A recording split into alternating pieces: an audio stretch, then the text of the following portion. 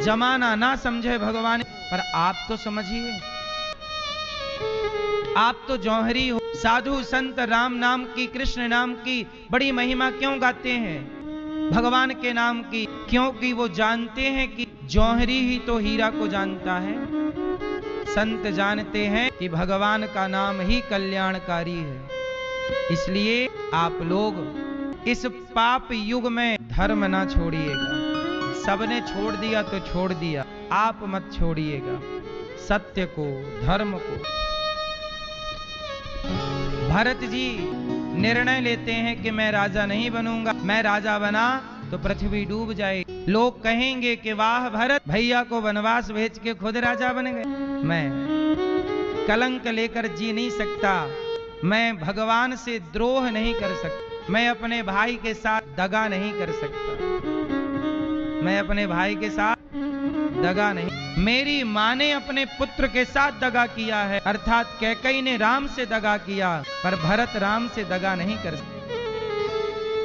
देखो जब एक ही अयोध्या में दो लोग हैं, एक कैकेयी है जो अपने पुत्र के साथ दगा कर रही, अर्थात राम के साथ, सौतेले पुत्र के साथ, लेकिन उसी अयोध्या में एक भरत जी भी हैं जो अपने सौतेले भाई के साथ दगा, कैकेयी सौतेले बेटे के साथ दगा कर रही है, पर भरत सौतेले भाई के साथ दगा, सौतेले भाई के साथ भी दगा जब भरत जी ने नहीं किया, तो सगे भाई के साथ जब आप दगा करते हो तो आपको नहीं लगता कि आपके पाप से यह धरती भी रो रही होगी?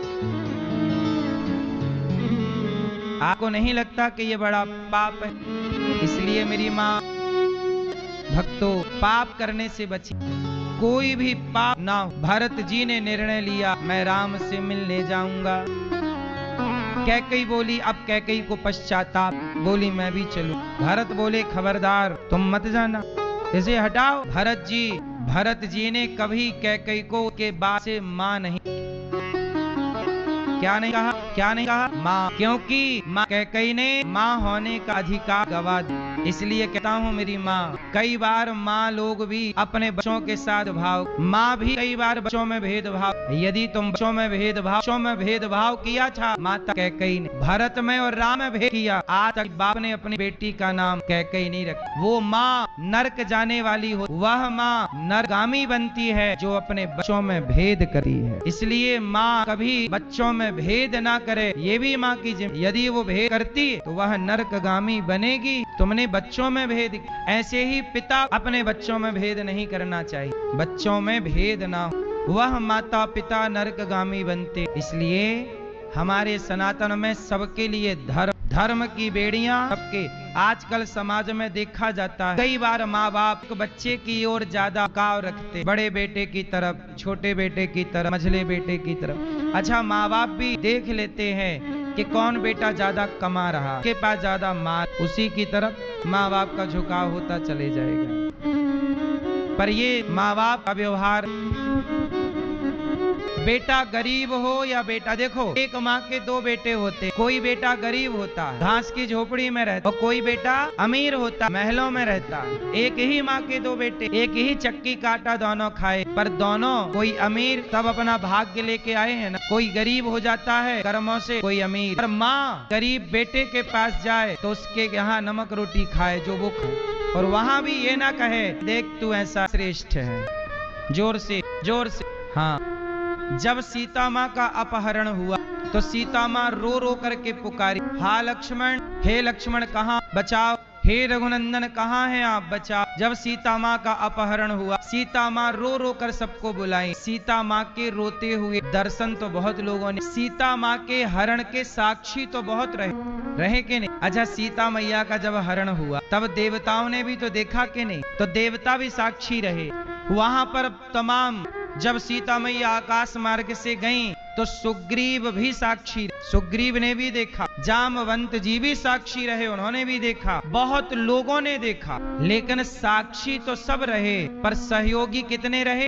जोर से, सिर्फ एक। सीता मैया का हरण हुआ तो हरण के साक्षी बहुत रहे पर सहयोगी केवल एक जटायु जी। इसलिए साक्षी लोगों को कोई नहीं जानता, सहयोगी को युगों युगों तक जाना गया। इसलिए आप भी गौरी गोपाल आश्रम में जो पर आए, बेटी छोड़कर चली गई। अभी तक यहाँ माँओं की सेवा होती थी गौरी गोपाल में, 314 माएँ, अब एक पिता और सम्मिलित हो गए, पिताओं की सेवा भी। अब आप इन सेवाओं के साक्षी तो बनिएगा, पर सहयोगी भी बनिएगा, क्योंकि आप सबके सहयोग के बिना ये कुछ भी। द्रौपदी के पुकारने में देर थी कि कन्हैया के सुनने में देर? उत्तर दो, किस में देर थी? द्रौपदी ने देर लगाई पुकारने में, तो बुलाती रही। द्रौपदी कहती रही, गुरु द्रोण बोल, पितामह बोलो, तुमसे तुम्हारी बहू पूछती, पांचों पति आ बैठे सभा में, पांचों पति आ बैठे सभा में, महलों की रानी लुटी जा रही। द्रौपदी किसको बुला रही? गुरु द्रोणाचार्य बचाओ, पितामह भीष्म बचाओ। तो द्रौपदी बुला रही है, भगवान बोले ठीक है उनको ही बुला। अब आप जगत को बुलाते हैं तो जगन्नाथ, जब व्यक्ति जगत का भरोसा त्याग कर भगवान का भरोसा करके पुकारता है, तो द्रौपदी ने जब जगत को बुलाकर देख लिया नहीं आए, भगवान को पुकारा, गोविंद में गोविंद, गोविंद पूरा ना बोल पाए, गोविंद का केवल गो कहा कि दौड़ पड़े भगवान श्री कृष्ण। आधे नाम से, आज कितने नाम से? नारायण। नारायण पूरा नहीं निकला, नारा, गोविंद का गोविंद निकला ही नहीं, आधा नाम, और आधा नाम सुन करके दौड़ पड़े। और द्रौपदी ने पुकारा, कहाँ जा छिपे हो प्यारे कन्हैया, यहाँ लाज मेरी लुटी जा रही है। दुशासन के हाथों, दुशासन के हाथ, तेरी द्रौपदी की सभा बीच साड़ी खींची जा रही है। कहाँ जा छिपे हो प्यारे कन्हैया, यहाँ लाज मेरी लुटी जा रही है। दुशासन के हाथों तेरी द्रौपदी की सभा बीच साड़ी खींची जा रही है। द्रौपदी ने सबको बुलाया, साड़ी बनकर खींचने लगे। शासन 10,000 हाथियों का बल रखने वाला, और बोला, साड़ी बीच नारी है कि नारी बीच साड़ी है कि साड़ी ही की नारी है कि नारी ही की। सब द्रौपदी ने कहा, मूर्ख दुशासन, ना साड़ी बीच नारी है, ना नारी बीच साड़ी है, ना साड़ी ही की नारी है, ना नारी ही की साड़ी है, वृंदावन बिहारी है, तीर बनकर खिंचा जा रहा है। द्रौपदी की पुकार, तो बताओ हमारी सुनेंगे कि नहीं? कर दो मेरी माँ, क्या हमसे कोई बुराई है? क्या हमसे भगवान की कोई दुश्मनी है? सबकी सुनी है तो हमारी क्यों नहीं सुनी? पुकारते रहो, पुकारते रहो। भगवान, कल आपने कथा में सुना कि मनु जी महाराज की 3 बेटियां, 2 बेटे प्रियव्रत है। आपका धर्म अलग है तो आपका धर्म अलग है, पत्नी है आपका धर्म अलग है, पुत्री है आपका धर्म अलग है। मतलब जब आप पिता बनते हैं तो धर्म कुछ और होता है, जब आप पुत्र होते हैं तब। तो ये बात समझ में आ रही है आपकी? तो सबका धर्म अलग अलग है, कहाँ है ये देखने की बात है। अभी आप क्या निभा रहे हैं? जब आप पिता की सेवा कर, पुत्र का धर्म है वो अपने माता पिता की सेवा करे, आपका धर्म है माता पिता की सेवा करना। लेकिन जब आप पिता बन जाते हैं तो माँ बाप की सेवा करते रहिए, पर पुत्र को संस्कार दीजिए, ये पिता का धर्म है। यदि आपका पुत्र बिगड़ता है, यदि आपका पुत्र गलत रास्ते पर चला गया, तो इसमें आपकी पिता की भी गलती होगी कि आप कहाँ थे जब बच्चा बिगड़ रहा था। क्योंकि कुम्हार यदि घड़ा टूट, हाँ, क्योंकि कुम्हार ने ही घड़े को बनाया, किसने है? हाँ, तो जब आप घड़ा खरीदेंगे तो बजा के ना खरीदेंगे। 50 रुपए के 100 रुपए के घड़े को ठोक बजा के खरीदते हो, तो फिर आपको ठोक बजा के ना ईश्वर चेक करेंगे कच्चे हो पक्के।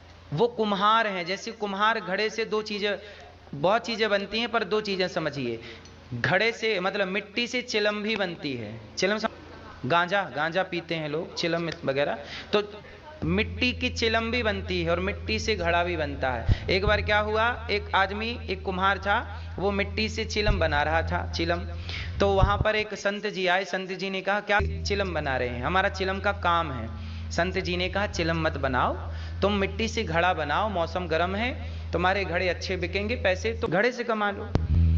उसने कहा ठीक है, मैं चिलम नहीं बनाऊंगा। घड़े बनाए और घड़े बना के बेचा, बेच करके बाजार में जब किसी आप जैसे भक्त ने घड़ा खरीदा, तो घड़ा खरीद के उसने द्वार के बाहर पानी भर के रख दिया, पानी पी जाएगा।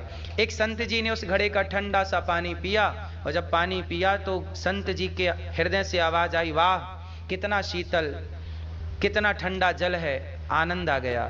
तब उस घड़े की मिट्टी से आवाज आई, मिट्टी ने कहा कुम्हार, मिट्टी ने किसको धन्यवाद दिया, कुम्हार धन्यवाद तुम्हारा। संत जी ने कहा कुम्हार का धन्यवाद क्यों मिट्टी? तब मिट्टी ने कहा कि कुम्हार ने तो मुझे चिलम बनाने के लिए ने कह दिया कि चिलम क्यों, घड़ा। तो उसके विचार बदले थे, उसने विचार बदल लिए कि चिलम नहीं घड़ा, उसके विधि बदल गई। यदि वो मुझे चिलम बना देता तो मैं भी जल रही होती, जो मुझे पीता वो भी जल रहा होता। उसने मुझे घड़ा बना दिया, मैं भी ठंडा पी रहा, उसे भी शीतलता प्राप्त हो रही है। कुम्हार के विचार बदले, मेरी जिंदगी बदल गई। तो आपका एक विचार किसी की जिंदगी बदल सकता है। और राधा जी को देखा, पांव में एक डंठल घुस चुका था, काफी अंदर चला गया, तो चोट लग गई पांव में। तो कृष्ण को ये बात केवल कृष्ण को पता थी, राधा के पांव में चोट, पर वो घाव आज भी ताजा है। अब राधा जी ये बताइए कि घाव ताजा क्यों है? तब राधा रानी बोली कि इस घाव पर पट्टी करने और रोज पट्टी करके दवाई लगाकर चले जाते। राधा में आया तो हूँ केवल तुम्हारे घाव में दवाई, ये ठीक हो जाए। तो जैसी कन्हैया दवाई लगा के जाते हैं, कन्हैया तो राधा रानी एक तिनका उठाती और उस घाव को फिर कुरेद दे, उस घाव को फिर कुरेद कर उसकी पट्टी, उसका दवाई हटा देती हैं और उस घाव को फिर राधा तुम्हें दर्द नहीं होता जब तुम अपने घाव में लकड़ी से उसे कुरेद? राधा बोली कि भला हो इस घाव का, कम से कम इस घाव के कारण कन्हैया मुझे पट्टी करने तो आते हैं, जिस दिन ये घाव भर जाएगा आना छोड़ दे। इसलिए मैं चाहती हूँ कि जब तक मैं जीवित हूँ घाव जीवित रहे, ताकि इस पट्टी लगाने मेरे कृष्ण आते रहे, तो मैं उनके स्पर्श का पाती रहूं और मैं उनके दर्शन। अन्य सखियों ने कहा कि सखी राधा, कभी आपने बताया नहीं कि कृष्ण आते हैं आप घाव में पट्टी करने, आपने कभी नहीं बताया। राधा बोली कि क्या बता, वो प्रकट रूप में नहीं आते, वो स्वप्न रूप में आते हैं। तो सखियों ने कहा कि आप तो सोती ही नहीं, और जब आप सोती ही नहीं हो तो सपना कैसे आता है? सपना नहीं आता, पाँव ये घाव और मलहम कैसे कन्हैया लगाते हैं? स्वप्न में नहीं, जागृत स्वप्न। मेरी आंखें खुली हैं, खुली आंखों के सपने में कई बार नहीं आप खुली आंखों से कुछ सोचने लगे, कुछ इतना गहरा सोचते हैं कि लगता है ये क्या था। भाव के स्वप्न में, भाव के दर्शन में, और इस घाव को ताजा रखे, ये घाव ताजा रहेगा, बार बार दर्शन होता रहे। ये कहकर राधा रानी रो पड़ी, धव मेरे से कोई बहुत बड़ा अपराध हो गया तो कृष्ण मुझे छोड़कर चले, पर ये बताओ कि मेरे प्रभु ने मेरे लिए क्या भिजवाया है? पढ़कर सुना, क्या लिखा है पत्र में? उद्धव जी ने पत्र निकाला, राधा रानी के नाम काल कर उद्धव जी ने पढ़ा, और जो कृष्ण ने लिखा था उद्धव जी पढ़ रहे हैं। कृष्ण ने लिखा, राधा तुम ये मत समझना कि मैं तुम्हें भूल गया, जैसे कोई श्वास लेना नहीं भूल सकता था, तुम तो मेरी श्वास, तुम तो मेरी प्राण। मुझे कार्य करना, कंस को मारना था, आगे पापियों को मारना है, इसलिए जाना पड़ा, लेकिन मेरा मन, मेरी आत्मा, मेरा हृदय आपके चरणों में है, पास है। राधा रानी, राधे तुम्हारा यह ऋण, हमारे इस प्रेम का रुका ना पाऊंगा। तरह कृष्ण राधा जी के लिए पत्र लिखते हैं। पत्र सुनते सुनते राधा रानी रोती है, और रोती रोती राधा रानी, देखो ये क्या था, ये प्रेम है। बातें कृष्ण की का, ख्याल कृष्ण का, दूसरी कोई बात ही नहीं। घाव है तो कृष्ण के लिए, प्राण है तो कृष्ण के लिए। क्या है ये? इससे उच्च कोटि की भक्ति हो सकती है। गोपियों का, राधा रानी का ये प्रेम केवल ये बताने के लिए है, प्रेम करने वाले से ही प्रेम करें जैसे यही प्रेम। प्रेम गली अति साख में दो न। प्रेम क्या है? प्रेम किसे कहते हैं? आप बता सकते हैं कि प्रेम किसे कहते? बताओ अच्छा, प्रेम किसे कहते हैं? बताओ प्रेम किसे कहते हैं? जो प्रेम गली आए नहीं, प्रियतम का ठिकाना, क्या जाने इसने कभी किया ही नहीं वो प्रेम निभाना, क्या जाने जिसने कभी प्रेम। तो जो प्रेम गली में। श्री हरिवंश गुरुजी एक मेरा प्रश्न है कि भक्ति करना पाप। लोग तो यही मानते हैं कि भक्ति करता है जो वो पागल है। नहीं, वो कहने वाले वो मूर्ख है, मूर्ख लोग हैं, तो उसमें उनका भी दोष नहीं है, वो खुद मूर्ख है। गुरुजी भक्ति करना तो भक्तों का, जिस पर भगवान की कृपा होती है वही कर सकता है भक्त। गुरुजी कृपया आप गुरुकुल में ऐसे नहीं कह रहे, सच्ची कोई परिस्थिति है घर में, हम नहीं रह सकते। आपके पिताजी शराब पीते हैं, आप मांस खाते हैं। सुबह आपने कहा था ना कि छोड़ देना, जाके इन्होंने कहा कि नहीं छोड़ेंगे। तू हमें ऑर्डर देने वाला कौन है? आओ यहाँ आओ, बात ये। गुरुजी कृपया रख लीजिए ना। जरूर रख लेंगे आप, पर आपके पिताजी से बात कर। कोटि कोटि नमन गुरुजी। क्यों चौकी, क्यों संस्कार बिगाड़ रहे हो? ये आपका बेटा है? हाँ जी। क्यों शराब नहीं छोड़ रहे हो आप? और आपका बेटा बता रहा था कि आप उसे पूजा पाठ भी नहीं करने देते। पूरी सारा दिन पूजा पाठ करता है, वो मंदिर चला जाता है, वहाँ सारा दिन शाम को चला जाता है, 4 घंटे बाहर रहता है। इतना उतना ही कर लो, सारा दिन करता रहता है, सारा दिन। पढ़ाई छोड़ दी, स्कूल नहीं जाता है, पढ़ाई तो जाता नहीं है, 6 महीने हो गए जाता नहीं है। बेटा स्कूल क्यों नहीं जाते? गुरुजी कृपया ना वहाँ पे तुम मांस खाया करो। ऐसे स्कूल में क्यों पढ़ाई जहाँ महाराज उसको सिखा रहे हैं? वो इसलिए नहीं तुमको गालियाँ देते हैं कि संत नीच टकला टुकला नहीं, ऐसा भगवान को भी गालियाँ देते हैं। ये आपके माता पिता संतों को गालियाँ देते? भगवान को भी देते हैं। भगवान को भी क्यों गाली देते? संतों को आनंद जी महाराज को इतनी गालियाँ देते, पागल गालियाँ देते हैं गुरु दास। नहीं, हम रख लेंगे। क्यों गाली देते हो संतों को? गुरुजी ऐसे ही बोली जा रहा है। माँ तो मना कर रही है। ये पढ़ाई छोड़ दी है ना, जब इसको बेटा पढ़ाई क्यों छोड़ी? पढ़ाई आपने क्यों छोड़ी? अब ये तो ऐसे बोला था बेटा तू 10वीं कर ले, कि तुम्हारा एडमिशन करवा ले, बस ये बात कही थी इसको। ये ना 6वीं और इसने छोड़ दी पढ़ाई। बात करा, भक्ति करना बहुत अच्छी बात, अपना कर्म भी तो जरूरी है ना, पढ़ाई लिखाई भी जरूरी है। पहले पढ़ाई लिखाई कर लो, लिखते फिर भगवान का चिंतन भी बना रहे। एक बार सबको तो 2-3 बार सब बार इनको मौका आपने कहा था उसका परित्याग कर दो, इसलिए दोनों बहुत ऐसे माँ बाप